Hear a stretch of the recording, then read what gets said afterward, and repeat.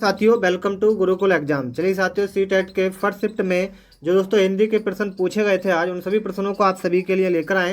तो प्लीज़ सभी छात्र वीडियो को लास्ट तक देखना, ठीक है। चलिए वीडियो को लाइक कर देना और चैनल पर पहली बार आए तो चैनल को सब्सक्राइब कर देना। चलिए पहले प्रश्न में पूछा गया था किस शब्द का संधि विच्छेद जो है साथियों वो शुद्ध नहीं है।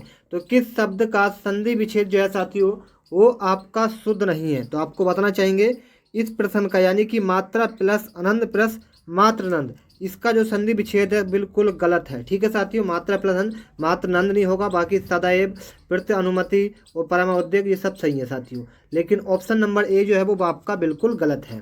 चलिए आगे पूछा गया था कौन सा शब्द कामदेव का पार्य नहीं है, यानी कि कौन सा शब्द कामदेव का पार्यवाची नहीं है, ये आपसे पूछा गया था। तो इस प्रश्न का जो सही आंसर मित्रों था वो था अरविंद। क्या अरविंद किसका होता है साथियों? ये आपका मतलब कामदेव का अंग, कर्दप और मानसिक ये सब पार्यवाची हैं, लेकिन अरविंद जो है वो आपका पार्यवाची नहीं है, किसका? कामदेव का। ठीक है, आगे आपसे पूछा गया था मित्रों कि ख यानी कि ख जो है क्या है, अघोष व्यंजन है या अल्पब्राण है या विस्तृत है या घोष व्यंजन है। तो इस प्रश्न का जो सही आंसर था मेरे मित्रों वो आपका था अघोष व्यंजन। ख जो है साथियों वो आपका अघोष व्यंजन है। ठीक है, चलिए आ जाइए आगे। आगे पूछा गया था ऋणमुक्त समस्त पद का विग्रह पूछा गया था। ऋणमुक्त समस्त पद का विग्रह क्या होगा ये पूछा गया था, बहुत अच्छे प्रश्न है। तो इस प्रश्न का जो सही आंसर आपका आएगा वो आएगा ऋण से मुक्त। क्या आएगा साथियों? ऋण से मुक्त। ठीक है, आगे पूछा गया था निम्नलिखित में से तत्सम शब्द बताइए। निम्नलिखित में से तत्सम शब्द आपसे पूछे गए थे। तो निम्नलिखित में से तत्सम शब्द पूछे गए थे। तो इस प्रश्न का सही आंसर क्या था मित्रों? ये था आपका पृष्ठ। जी हाँ साथियों, निम्नलिखित में से तत्सम शब्द क्या है? वो होगा पृष्ठ। बाकी क्या सब तद्भव है, बहिन जवान लोग ये क्या सब तद्भव है, लेकिन पृष्ठ जो है वो आपका तत्सम है। आगे पूछा गया था बहुव्रीहि समास का उदाहरण नहीं है। बहुव्रीहि समास का उदाहरण नहीं पूछा गया था, बहुत अच्छी बात है, प्रश्न काफ़ी इजी था। तो इस प्रश्न का सही आंसर था आपका बिल्कुल करेक्ट आंसर 12 सिंगा, यानी कि 12 जिसमें संख्या की बात की जाए वो साथियों बहुव्रीहि होता है, यानी कि समूह 4 5 6 7 ये संख्या देता है। तो इसमें के 12 सिंगा मतलब 12 का समूह मतलब बहुव्रीहि समास है। ठीक है, चलिए आगे पूछा गया निम्नलिखित में से अकर्मक क्रिया कौन सी है? अकर्मक होती है, सकार्मक होती है। तो अकर्मक क्रिया जो होती है साथियों वो सभी छात्र नोट कर लेना। इस प्रश्न का राइट आंसर हो जाएगा आपका रोना। रोना क्या होता है साथियों? एक अकर्मक क्रिया होती है। ठीक है, बाकी पढ़ना खाना और लेना ये एक कर्म होती है, लेकिन यह है अकर्मक, इसका कोई भी साथियों निर्जीव होती है। ठीक है, रोने पे आप तो रो देंगे तो कोई चीज़ आपने ली या खाई थोड़ी, लेकिन खाना और पढ़ना और ये सब कुछ आपको करना पड़ता है। ठीक है, लेकिन रोने के लिए कुछ आपको करना नहीं पड़ता। ठीक है, चलिए आ जाइए अगले प्रश्न पर। रघुपति शब्द किस समास का उदाहरण है? रघुपति जो है साथियों वो आपका बहुव्रीहि का उदाहरण है। किसका साथियों? बहुव्रीहि का। ठीक है, चलिए संस्कृत की दूसरी मंजिल पूछी गई थी आपसे। संस्कृत की दूसरी मंजिल कौन कौन सी है? तो संस्कृत की दूसरी मंजिल आपसे पूछी गई थी, बहुत अच्छी बात है। तो इसका राइट आंसर होगा चिंतन, मूल्यों का संरक्षक, संगीत कला आदि का संरक्षक, परंपरा और रूढ़ि का आश्रय स्थल। तो ये तीनों ऑप्शन आपके सही थे। ठीक है, यानी कि उपयुक्त सभी आपका राइट आंसर था।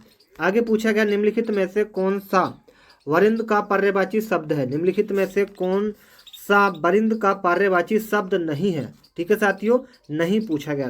तो वरिंद का पर्यायवाची शब्द कौन सा नहीं है? ये आपका हो जाएगा अंबुज। ठीक है साथियों, यानी कि अंबर। बाकी मेघ घन पयोद ये सब क्या है साथियों बारिश के पर्यायवाची है, वर्षा मेघ घन पयोद, बाकी अंबुज नहीं होगा। ठीक है, चलिए यण यण संधि का उदाहरण पूछा गया था। यण संधि का जो उदाहरण है साथियों वो है आपका स्वांग। क्या साथियों? स्वांग। ठीक है, आगे पूछा गया था किस शब्द में विसर्ग संधि नहीं है? किस शब्द में विसर्ग संधि जो है वो आपकी नहीं है? तो बताइए साथियों कौन सा शब्द है? वो है आपका पयोद। ठीक है साथियों, पयोद में क्या है?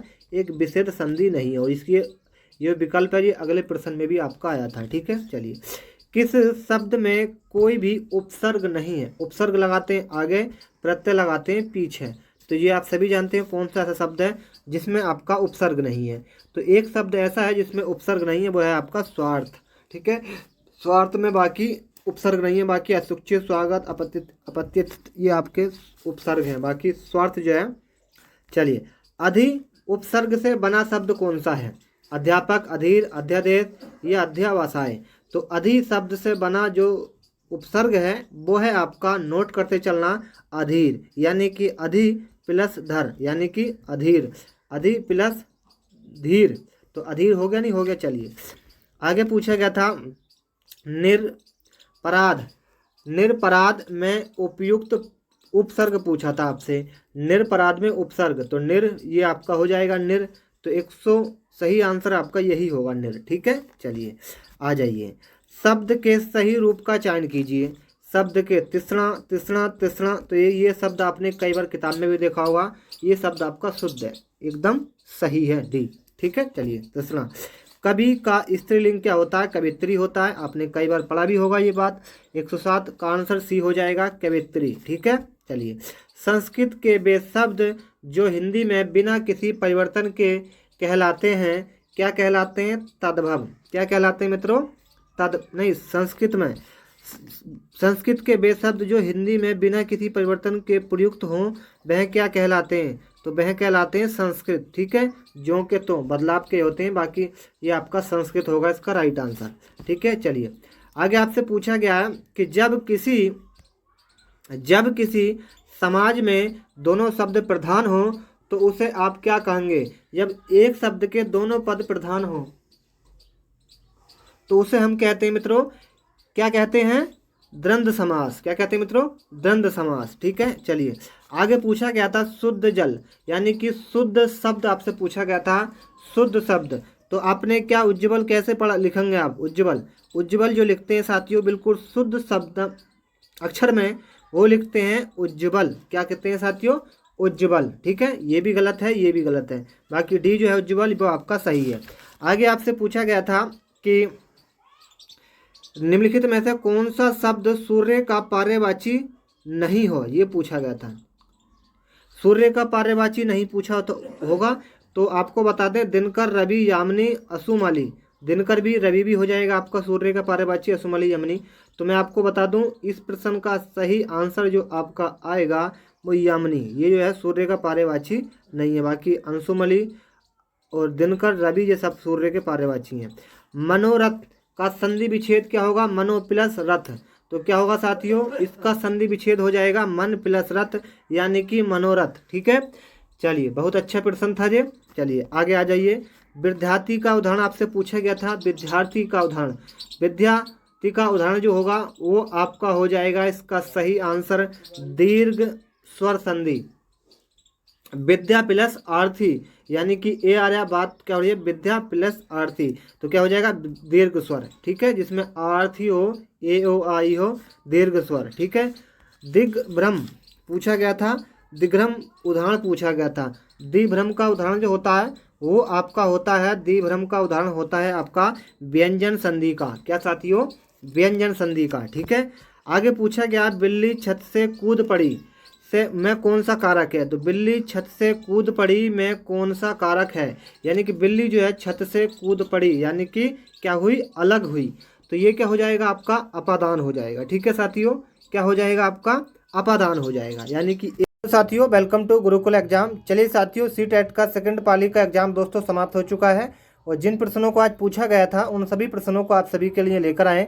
तो प्लीज़ साथियों सभी से रिक्वेस्ट है कि वीडियो को लास्ट तक देखना। ठीक है, और इस वीडियो की पीडीएफ आप चाहते हैं डाउनलोड करना तो लिंक आपको मिलेगा डिस्क्रिप्शन में टेलीग्राम का, जाकर सभी छात्र टेलीग्राम से जुड़ जाना। चलिए साथियों, पहले प्रश्न में आपसे पूछा गया था कि बच्चों में ज्ञान की रचना करने और अर्थ का निर्माण करने की क्षमता होती है, इस परिप्रेक्ष्य में एक शिक्षक की भूमिका क्या होती है? तो मैं बता दूं साथियों, इसमें आपकी जो भूमिका होती है वो होती है साथियों सुगमकर्ता की। किसकी साथियों? सुगमकर्ता की। तो राइट आंसर हो जाएगा आपका सुगमकर्ता। ठीक है, आगे आपसे पूछा गया था मित्रों कि इनमें से कौन सी विशेषता प्रतिभाशाली बच्चों की नहीं है? इनमें से कौन सी विशेषता प्रतिभाशाली बच्चों की नहीं है? तो इस प्रश्न का राइट आंसर था निम्न औस्तीय मानसिक प्रक्रिया। क्या साथियों? निम्न औस्तीय मानसिक प्रक्रिया। तो सही आंसर आपका ऑप्शन नंबर 2 हो जाएगा। आगे पूछा गया था कोलबर्ग के सिद्धांत के पूर्व परंपरागत स्तर के अनुसार कोई नैतिक निर्णय लेते समय एक व्यक्ति निम्नलिखित में से किस तरफ प्रवृत्त होगा? तो इस प्रश्न का सही आंसर होगा अंतर्निहित संभावित दंड। क्या साथियों? अंतर्निहित संभावित दंड। चलिए आगे आपसे पूछा गया था शिक्षार्थियों यानी कि अधिगमकर्ता की व्यक्तिगत विभिन्नताओं के संदर्भ में मैसिक शिक्षा को क्या चाहिए? तो साथियों अधिगमकर्ता की व्यक्तिगत विभिन्नताओं के संदर्भ में मैसिक शिक्षा को क्या चाहिए? तो क्या चाहिए साथियों? विविध प्रकार की अधिगम परिस्थितियों को उपलब्ध कराना। ये आपका सही आंसर हो जाएगा। ठीक है साथियों। चलिए आपको बता दें अगले प्रश्न में पूछा गया था कि निम्नलिखित में से कौन सा बाल विकास का एक सिद्धांत नहीं है? निम्नलिखित में से कौन एक बाल विकास का सिद्धांत जो है साथियों वो आपका नहीं है? तो इस प्रश्न का सही आपका आंसर था, बिल्कुल करेक्ट आंसर था, सभी विकास तथा अधिगम एक समान गति से आगे बढ़ते हैं। ठीक है। चलिए आगे आ जाइए। आगे आपसे पूछा गया था निम्नलिखित में से कौन सा आकलन करने का सबसे अधिक उपयुक्त तरीका है? तो निम्नलिखित में से कौन सा आकलन करने का सबसे अच्छा तरीका है? वो है आपका, नोट करते चलना मेरे प्यारे मित्रों, सही आंसर आपका आ जाएगा आकलन शिक्षण अधिगम में अंतर्निहित प्रक्रिया। क्या साथियों? आकलन शिक्षण में अधिगम में अंतर्निहित प्रक्रिया। ठीक है। चलिए आगे आ जाइए। बहुत अच्छा प्रश्न था कि निम्नलिखित में से कौन सा सृजनात्मकता से संबंधित है? तो निम्नलिखित में से कौन सा सृजनात्मकता से संबंधित है? वो है आपका अपसारी चिंतन। क्या साथियों? अपसारी चिंतन। ठीक है। आगे आपसे पूछा गया था बच्चों के बारे में निम्नलिखित कथनों में से किस कथन से वाइगोत्स्की सहमत होते हैं? ये साथियों क्या थे? वैज्ञानिक थे। तो इनका नाम था वाइगोत्स्की। तो ये सहमत तो थे बच्चों के बारे में किस कथन से, वो आपसे पूछा गया था। तो ये कथन था आपका बच्चे में समवयस्कों और वयस्कों के साथ सामाजिक अंतक्रियाओं के माध्यम से सीखते हैं। ठीक है। तो राइट आंसर क्या हुआ आपका? Option number 4। ठीक है।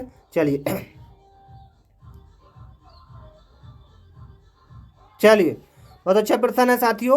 प्रश्न नंबर 9 में केवल ये पूछा गया बच्चे दे रखा है खाली, और पूछा था कौन सा कथन इसको सही निरूपित करता है, प्रदर्शित करता है। तो आपको बता दें बच्चे तो होते हैं जिज्ञासु प्राणी होते हैं जो अपने चारों ओर जगत को खोजने के लिए अपने ही तर्क और क्षमताओं का प्रयोग करते हैं। तो आप समझ पाएंगे राइट आंसर 4 हो जाएगा।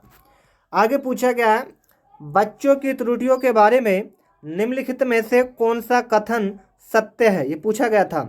तो बता दें साथियों बच्चों की गलतियों के बारे में कौन सा कथन सत्य है? तो ये कथन हो जाएगा बच्चों की त्रुटियां उनके सीखने की प्रक्रिया का अंग है। ठीक है। चलिए आगे आ जाइए। अध्यापक को ये सुनिश्चित करना चाहिए कि उसकी कक्षा के सभी शिक्षार्थी अपने आप को स्वीकृत और सम्मानित समझें। इसके लिए शिक्षक को चाहिए कि वह क्या करे? 4 प्रश्न आपके सामने, सही विकल्प आप चुन लीजिए कि अपने शिक्षार्थियों की सामाजिक और संस्कृति पृष्ठभूमि की जानकारी प्राप्त करें और कक्षा में विविध मतों से उसको प्रोत्साहित करें। ठीक है। समझ पाएंगे सभी। इस वीडियो की PDF आपको मित्रों मिलेगी टेलीग्राम पर, लिंक हमने आपको डिस्क्रिप्शन में दे दिया है। सभी छात्र टेलीग्राम से जुड़ जाना, और चैनल पर पहली बार आए मित्रों तो चैनल को सभी छात्र क्या करेंगे? सब्सक्राइब कर लेंगे। ठीक है। चलिए आगे पूछा गया सुरेश सामान्य रूप से एक शांत कमरे में अकेला पढ़ना चाहता है, जबकि मदन एक समूह में अपने मित्रों के साथ पढ़ना चाहता है। ये उनके में विभिन्नता के कारण। तो ये आपका होगा साथियों अधिगम शैली। क्या साथियों? अधिगम शैली। ठीक है। चलिए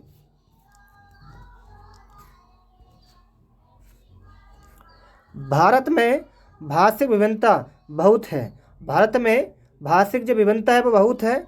इस संदर्भ में विशेषकर कक्षा और फर्स्ट और सेकंड के प्राथमिक स्तर पर बहुभाषिक कक्षाओं के बारे में सर्वथा उपयुक्त कथन कौन सा है? बहुत अच्छा प्रश्न है मेरे मित्रों। इस प्रश्न का राइट आंसर सभी छात्र नोट कर लेना, वो काफ़ी इंपॉर्टेंट प्रश्न है। इस प्रश्न का राइट आंसर होगा कि शिक्षक को सभी भाषाओं का सम्मान करना चाहिए और सभी भाषाओं में अभिव्यक्ति के लिए बच्चों को प्रोत्साहित करना चाहिए। ठीक है। चाहिए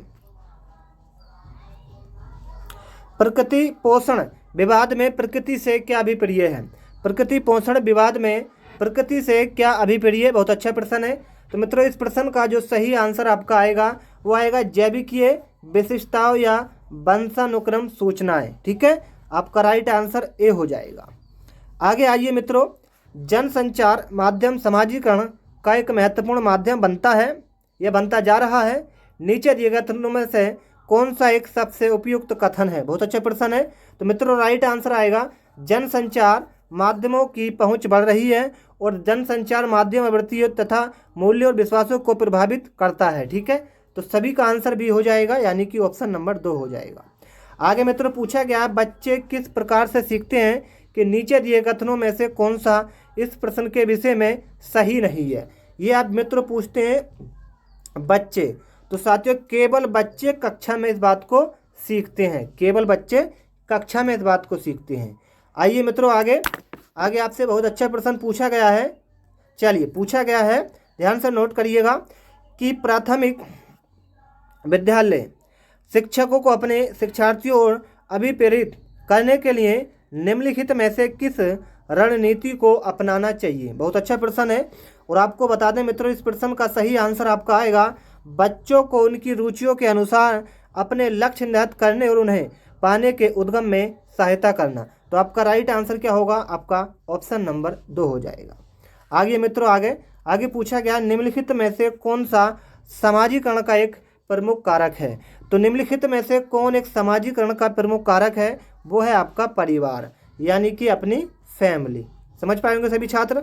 चलिए आ जाइए आगे बहुत अच्छा प्रश्न है, काफ़ी इंपॉर्टेंट प्रश्न है और ये प्रश्न कई बार आपकी परीक्षा में पूछा जाता है।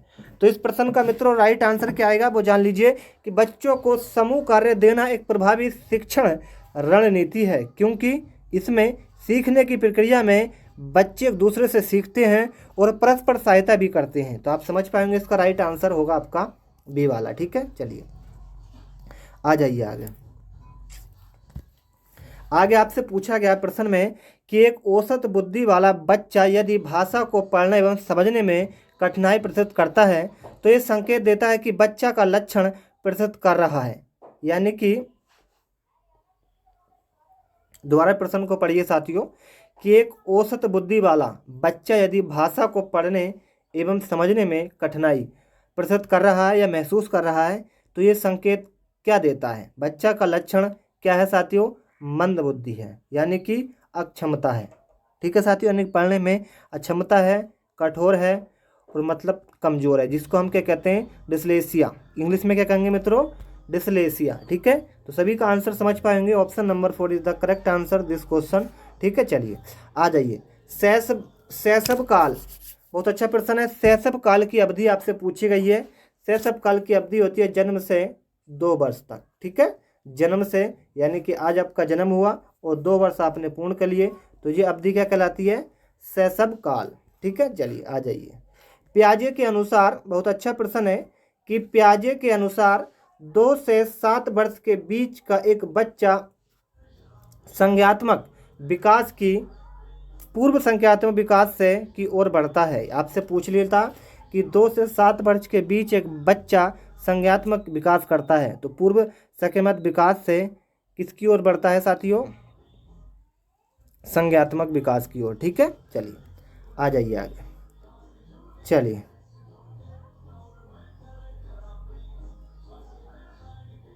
आ जाइए प्रश्न नंबर 24 को पढ़ते हैं और समझते हैं इस प्रश्न का राइट आंसर क्या आएगा। चलिए ध्यान से पढ़ेंगे सभी छात्र कि जब 22 के सहयोग से सामंजस्य कर लेते हैं तो बच्चे के वर्तमान स्तर के प्रदर्शन को संभावित करता है, क्षमता के स्तर के प्रदर्शन की तरफ प्रगति क्रम को सुगम बनाते हैं, यानी कि सुगम बनाते हैं। इसे क्या कहा जाता है? ठीक है साथियों, इसे क्या कहा जाता है? ध्यान से पढ़िएगा। प्रश्न जो है साथियों वो काफ़ी कठिन प्रश्न है। ऐसा प्रश्न नहीं कि आपने कम मेहनत करी तो इन प्रश्नों को आप हल करेंगे। ये वही प्रश्न हल कर सकता है जिसने दिल और लगन और मेहनत से, जुनून से पढ़ाई करी है। ठीक है, जब वह सहयोग से सामंजस्य कर लेते हैं तो बच्चे के वर्तमान स्तर के प्रदर्शन को संभावित क्षमता के स्तर के प्रदर्शन की तरफ प्रगति क्रम को सुगम बनाते हैं। इसे कहा जाता है सहयोग देना। क्या साथियों? सहयोग देना। चलिए, किसी की मदद करना। नवीन जानकारी को शामिल करने के लिए वर्तमान स्कीम, जिसको हम कहते हैं अवधारणा के बदलाव की प्रक्रिया को हम कहते हैं आत्म संरक्षण कण। क्या साथियों? आत्म संरक्षण कण। ठीक है, तो राइट आंसर आपका बिल्कुल ए हो जाएगा। आ जाइए मित्रों आगे। आगे पूछा गया माध्य जिसको हम बाल अवस्था में भाषा के बजाय अधिक हैं, तो ये है सामाजिकृत अह केंद्रित। क्या साथियों? सामाजिकृत अह केंद्रित। सभी का आंसर ए हो जाएगा। आगे आइए साथियों, बाल केंद्रित शिक्षा में शामिल है। बाल केंद्रित शिक्षा में शामिल है, तो क्या शामिल है मित्रों? बाल केंद्रित शिक्षा में जो शामिल है वो है साथियों बच्चों के लिए हस्तपरक गतिविधियां। ठीक है, चलिए आगे आइए मित्रों। कक्षाध्यापक ने राघव को अपनी कक्षा में अपने ही बोर्ड पर स्वयं द्वारा तैयार किया गया मधुर संगीत बजाते हुए देखा। कक्षाध्यापक ने विचार किया कि राघव बुद्ध उच्च स्तरीय थी, तो वो क्या थी? संगीत में। राघव में संगीत में बुद्धि की जो थी, वो जो उसकी सोचने समझने की जो क्षमता थी वो उच्च स्तरीय थी, यानी कि उच्च लेवल था। ठीक है, कहते हैं कि हर एक इंसान अपने एक न एक उसमें परफेक्ट होता है और काबिल होता है। कि जब एक शिक्षक ये समझता है कि स्वाभाविक रूप से लड़के गणित में लड़कियों से अच्छे होते हैं, ध्यान से पढ़िएगा, कि जब एक शिक्षक ये समझता है कि स्वाभाविक रूप से लड़के जो होते हैं गणित में लड़कियों से अच्छे होते हैं, ये दर्शाता है कि अध्यापक क्या है? लिंग जेंडर पक्षपाती है। ऐसा बिल्कुल नहीं होता साथियों, लिंग जेंडर पक्षपाती है। ठीक है साथियों, यानी कि शिक्षक जो है साथियों वो क्या है? एक पुरुष है, इसलिए इस बात को कह रहा है। अगर लड़का होता या पुरुष महिला होती तो इस बात को नहीं कहता। तो ये आपको दर्शाता है कि पुरुष जो है लिंग जेंडर है। ठीक है, और आपका पक्षपाती है, यानी कि पक्ष के हिसाब से बोल रहा है। आगे पूछा गया समवेशी शिक्षा मानती है कि हमें व्यवस्थ वर्च होने का पालन करना चाहिए। समवेशी शिक्षा मानती है कि हमें के अनुरूप बदलना चाहिए व्यवस्थ और बच्चे को। ठीक है साथियों, क्या होगा? व्यवस्था और बच्चे को। ठीक है, चलिए आपको बता दें मैथ का प्रश्न था, काफ़ी इंपॉर्टेंट प्रश्न था। आपसे पूछा गया है कि लकड़ी के बक्से में 10,290 पुस्तकों की पैक करना था। लकड़ी के एक बॉक्स था जिसमें 10,290 पुस्तकों को पैक करना था। यदि एक बक्से में 98 पुस्तक पैक होती हैं तो एक ऐसे और एक बक्से का मूल्य 518 रुपये है। तो पुस्तकों को पैक करने में बक्सों की कुल संख्या का मूल्य आपसे पूछा गया। आपको करना क्या है साथियों? मैं आपको बता दूं, यदि एक बक्से की कीमत इतनी है और एक बक्से का मूल्य भी इतना है, तो आपको सबसे पहले एक बस्ती करनी है और इसके बाद आपको 98 गुणा 518 कर देंगे तो आपके सामने वैल्यू आ जाएगी। और एक बक्सों में कुल पुस्तकों को, मतलब लकड़ी के बक्सों को इतने पुस्तकों को पैक करना है। ठीक है, और यदि एक बक्से में इतनी पुस्तकें पैक होती हैं तो एक बक्से का मूल्य इतने रुपए है। तो सबसे पहले साथियों इतनी क्या है? पुस्तकें हैं और एक बक्से में इतनी आती हैं, तो इसको क्या करना पड़ेगा? इसको आपको डिवाइड करना पड़ेगा। किससे? 98 से। तो उसकी वैल्यू लिखकर के आएगी, जो वैल्यू आएगी वो इससे आपको गुणा करनी है, तो आपको बक्सों का कुल मूल्य आपको पता चल जाएगा। ठीक है, तो आप समझ पाएंगे इसका राइट आंसर ये आएगा 54,390। ठीक है, समझ पाएंगे सभी छात्र। चलिए हल करने में काफ़ी समय लगता है, मैं इस क्लास के अंदर आपको सिर्फ आंसर बता रहा हूँ कि आंसर क्या आएगा। ठीक है, चलिए प्राथमिक स्तर पर लंबाई को मापना विषय पढ़ाने के लिए कौन सा श्रेणी क्रम उत्तम है? ठीक है, तो ये श्रेणी क्रम मैंने आपको बता रखा है। इस श्रेणी क्रम का सही आंसर मैं आपको बता देता हूँ, ध्यान से नोट करिएगा। चलिए प्राथमिक स्तर पर लंबाई को मापना। चलिए ये प्रश्न का साथियों आंसर जो है साथियों वो सारणी के अंदर नहीं है, यानी कि पीडीएफ के अंदर नहीं है, क्योंकि टीम ने इसको प्रश्न समझने में थोड़ी कठिनाई हुई, इसका उत्तर नहीं मिला। तो ये प्रश्न हम आपको कम्युनिटी पर बता देंगे या टेलीग्राम पर बता देंगे। ठीक है, तो अगले प्रश्न का आंसर आपको जरूर बताएंगे। कोई कोई प्रश्न ऐसा होता है कि थोड़ा कठिन लेवल का आ जाता है, जिसे समझने में आपको दिक्कत आती है। चलिए इस पर है कि चौथी कक्षा के विद्यार्थियों के लिए अधिगम उद्देश्य दिया गया है। विद्यार्थी दशमलव वाली दो संख्याओं की जो कि दशमलव के 2 स्थान तक है को क्रम रखने और उनकी तुलना करने की योग्यता रखता है। ये अधिगम का उद्देश्य उल्लेख करता है, तो ये करता है विशेषात्मक ध्रेय। क्या साथियों? विशेषात्मक ध्रेय। चलिए आगे पूछा गया कक्षा इसमें सममिति और परिवर्तन की ज्यामितीय संकल्पनाओं की वृद्धि के लिए निम्नलिखित में से कौन सा व्यवहार कौशल उपकरणों की आवश्यकता है? तो यह है आपका बिंदु शीट डॉट पेपर। क्या साथियों, बिंदु, शीट, डॉट पेपर। ठीक है, चलिए आपको बता दें कक्षा 5 में गणित की पीरियड में ये वाद विवाद रखा गया कि शून्य सबसे अधिक प्रभावशाली संख्या है। ये क्रियाकलाप बच्चों को प्रत्याहित करता है। तो ये करता है विशेषण और संप्रेषण में, कई में विशेषण और संप्रेषण में। यदि एक शिक्षार्थी की संख्या और परिकलन की समस्या हो रही है तो उसमें असमर्थता हो सकती है, जिसका नाम क्या है साथियों, गणितीय अक्षमता, यानी कि जिसको इंग्लिश भाषा में कहेंगे डिस्कैलकुलिया। क्या साथियों, डिस्कैलकुलिया। चलिए आ जाइए आगे। प्राथमिक स्तर पर विद्यार्थियों के लिए व्यवहारिक उपकरणों का महत्व है क्योंकि ये बहुत मदद करते हैं। तो ये करते हैं मूल गणितीय संकल्पनाओं को समझने के लिए। तो राइट आंसर आप समझ पाए होंगे, 3 हो जाएगा। चलिए, निम्नलिखित में से कौन सा खुला अंत वाला प्रश्न है? निम्नलिखित में से कौन सा खुला अंत वाला प्रश्न है? बहुत अच्छा प्रश्न है। तो आपको बता दें, अगर आप 15 को 3 से गुणा किस प्रकार करेंगे तो 15 तिया 45 हो जाएंगे। ये एक खुला प्रश्न है। ठीक है, यानी कि आसान प्रश्न पूछा था। राइट आंसर यही होगा। कई 2 संख्या लिखे जिनका गुणनफल 45, ये भी बड़ा। चलिए आगे आ जाइए।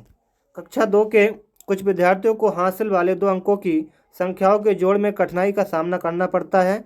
इस समस्या का क्या कारण है? क्योंकि पुनर्समूहीकरण की प्रक्रिया को समझ का अभाव, ये पूछा गया है प्रश्न के अंदर। प्रश्न काफ़ी कठिन प्रश्न है और आप जानते हैं कि सीटेट में कठिन ही प्रश्न आते हैं, इजी नहीं आते।